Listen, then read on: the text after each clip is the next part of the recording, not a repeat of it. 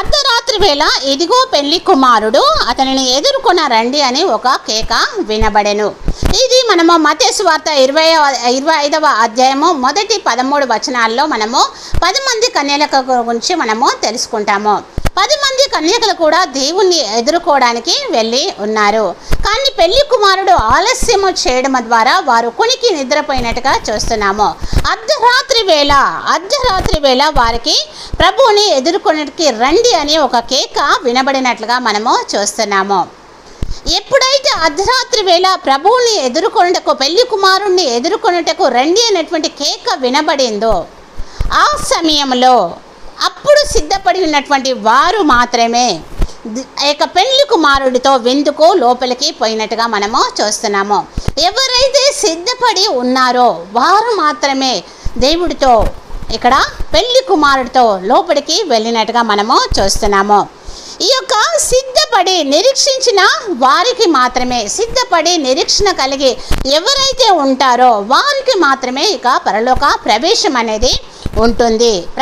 పరలోక ప్రవేశం అనేది కలుగుతుంది. ఎవరైతే సిద్ధపడి నిరీక్షణ కలిగి ఉంటారో వారికి మాత్రమే పరలోక రాజ్యంలో ప్రవేశం ఉంటుంది. వారు మాత్రమే ఆ యొక్క ప్రవేశము కలిగి ఉంటారు. కనుక మన యొక్క జీవితాలను అదేవిధంగా మనకిచ్చినటువంటి కాలంలోనే మనము సద్వినియోగపరచుకొనచ్చు. మన యొక్క జీవితాన్ని మనకున్నటువంటి కాలంలోనే మనము సద్వినియోగము చేసుకొనచ్చు, సద్వినియోగపరచుకొనచ్చు. యేసయ్యను మనము ఎదుర్కొనేటువంటి వారంగా ఉండాలి. యేసుక్రీస్తు ప్రభువును మనము ఎదుర్కొనేటువంటి వారంగా ఉండవలసిన వారమై ఉంటున్నాము. కనుక సిద్ధపడినటువంటి వారు ప్రభుతో పాటు విందుకు వెళ్ళినట్టుగా మనము చూస్తున్నాము. ఇక్కడ సిద్ధపడి వారి సిద్ధలలో నూనె తీసుకొని వెళ్ళారు.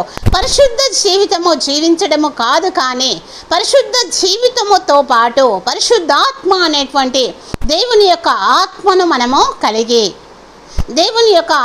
మనము కలిగి మెలకువ కలిగి నిరీక్షణ కలిగి జాగ్రత్తగా ప్రభు కొరకు మనము కనిపెట్టుకొని ఉండవలసిన వారమై ఉంటున్నాము. మీరు అనుకున్నటువంటి గడియలో మీ ప్రభు వచ్చినని వాక్యం సెలవిస్తుంది. మన ఎవరికి కూడా తెలియదు దేవుడు ఎప్పుడు వస్తాడో. కనుక ప్రార్థన యందు మెలకువ కలిగి జాగ్రత్తగా నిరీక్షణ కలిగి ప్రభువుని ఎదుర్కొన్నటువంటి వారంగా దేవుడి యొక్క ఆత్మని కలిగి ఈ లోకంలో మనము జీవించాలి.